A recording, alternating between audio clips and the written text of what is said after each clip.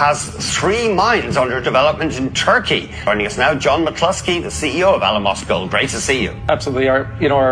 We've invested probably $100 million in Turkey over the last 9 years or so.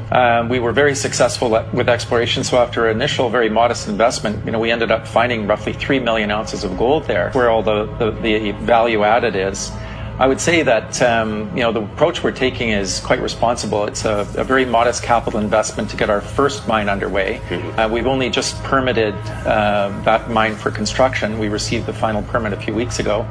I'd say an important thing to emphasize when you're in the mining business is you have to take a very, very long-term view. We've been there, think about it, since 2009, and we started on our first project in 2010.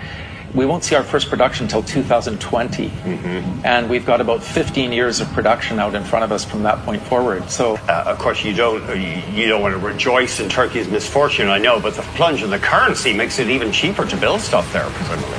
True enough. I mean, when we did our feasibility study on Karazli, the first project we're developing, the currency rate we used was 2.9 lira to the dollar.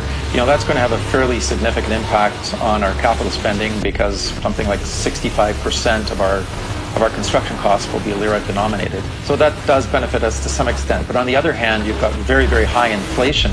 And to that extent,